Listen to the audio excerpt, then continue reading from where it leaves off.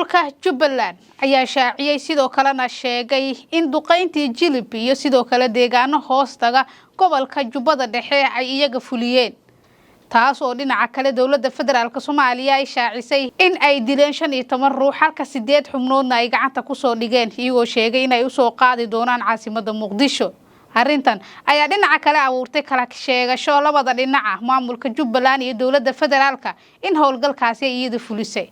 wasiirka warfaafinta maamulka Jubbaland Cabdifataax Mukhtaar ayaa bartiisa Twitter-ka waxa uu ku soo qoray in maamulka Jubbaland oo kaashanaya ciidamada danam ay dagaal xoogan ku qaadeen degmada Jilib sidoo kalena ay dileen ilaa iyo 17 xubnood oo ka tirsan ururka Al-Shabaab oo u ahaa xubno muhiim ah waliba halka dawladda federaalka Soomaaliya dhinaceedu ay sheegtay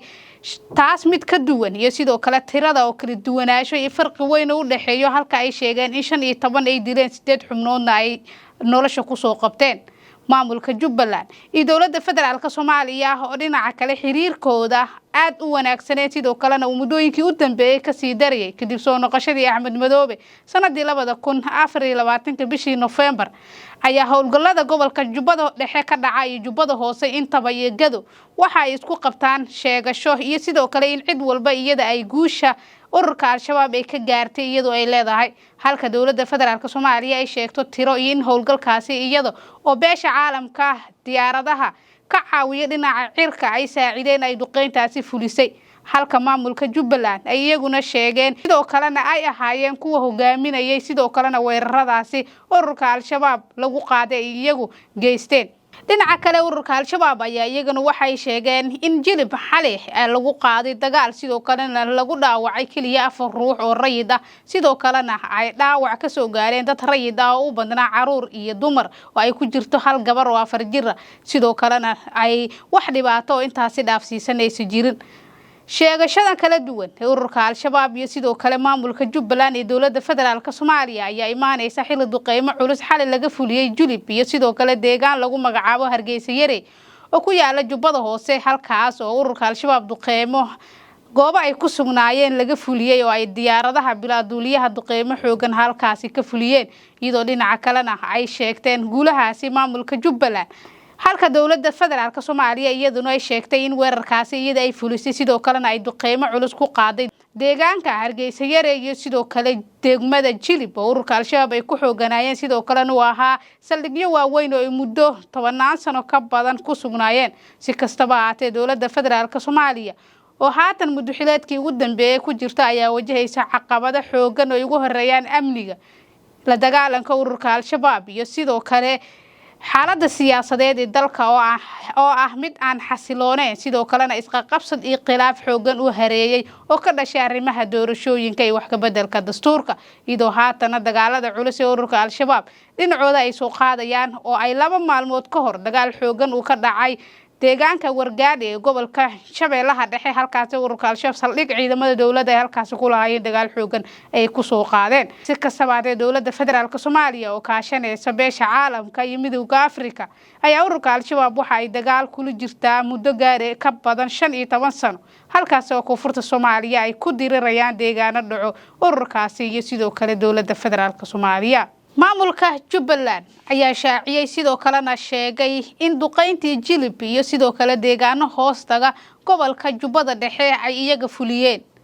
taas oo dhinaca kale dawladda federaalka Soomaaliya ay shaacisay in ay dileen 15 ruux halka 8 xubnoodna ay gacanta ku soo dhigeen iyagoo sheegay in ay u soo qaadi doonaan caasimadda Muqdisho. arrintan ayaa dhinaca kale abuurtay kala sheegasho labada dhinaca maamulka Jubbaland iyo dawladda federaalka in howlgalkaasi iyada fulisay. wasiirka warfaafinta maamulka Jubbaland Cabdifataax Mukhtaar ayaa bartiisa Twitter-ka waxa uu ku soo qoray in maamulka Jubbaland oo kaashanaya ciidamada danam ay dagaal xoogan ku qaadeen degmada Jilib sidoo kalena ay dileen ilaa iyo 17 xubnood oo ka tirsan ururka Al-Shabaab oo u ahaa xubno muhiim ah waliba halka dawladda federaalka Soomaaliya dhinaceedu ay sheegtay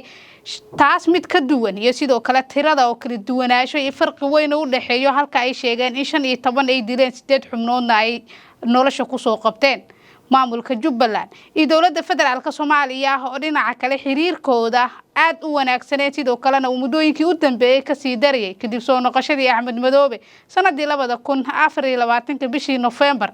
ayaa howlgallada gobolka Jubbada Dhexe ka dhacay Jubbada Hoose intaba iyo Gado waxa ay isku qabtaan sheegasho iyo sidoo kale in cid walba iyada ay guusha ururka Al-Shabaab ay ka gaartay iyadoo ay leedahay halka dawladda federaalka Soomaaliya ay sheegto tiro in howlgalkaasi iyada oo beesha caalamka diyaaradaha ka caawiya dhinaca cirka ay saacideen ay duqeyntaasi fulisay halka maamulka Jubbaland ay iyaguna sheegeen sidoo kalena ay ahaayeen kuwa hogaaminayay sidoo kalena weeraradaasi ururka Al-Shabaab lagu qaaday iyagu geysteen dhinaca kale ururka Al-Shabaab ayaa iyaguna waxay sheegeen in jilib xalay lagu qaaday dagaal sidoo kalena lagu dhaawacay kaliya 4 ruux oo rayid ah sidoo kalena ay dhaawac ka soo gaareen dad rayid ah oo u badnaa caruur iyo dumar oo ay ku jirto hal gabar oo 4 jir sidoo kalena ay wax dhibaato intaasi dhaafsiisanaysa jirin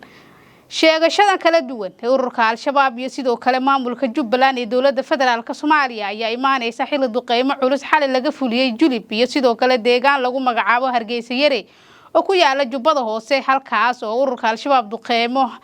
goobo ay ku sugnaayeen laga fuliyay oo ay diyaaradaha bilaaduuliyaha duqeymo xoogan halkaasi ka fuliyeen iyadoo dhinaca kalena ay sheegteen guulahaasi maamulka Jubbaland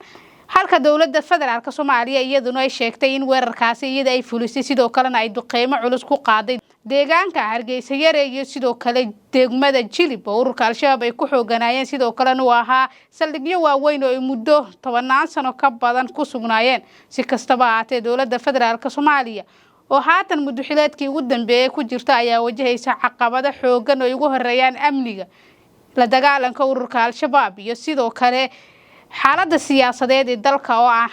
ah mid aan xasilooneyn sidoo kalena isqaqabsad iyo khilaaf xoogan u hareeyay oo ka dhashay arrimaha doorashooyinka iyo wax ka bedelka dastuurka iyadoo haatan dagaalada culus ee ururka Al-Shabaab dhinacooda ay soo qaadayaan oo ay 2 maalmood ka hor dagaal xoogan uu ka dhacay deegaanka Wargaadh ee gobolka Shabeellaha Dhexe halkaas ururka Al-Shabaab saldhig ciidamada dawladda ay halkaas ku lahaayeen dagaal xoogan ay ku soo qaadeen si kastaba dawladda federaalka Soomaaliya oo kaashanaysa beesha caalamka iyo midowga Afrika ayaa ururka Al-Shabaab waxa ay dagaal kula jirtaa muddo gaar ka badan 15 sano halkaas oo koonfurta Soomaaliya ay ku dirirayaan deegaano dhaco ururkaasi iyo sidoo kale dawladda federaalka Soomaaliya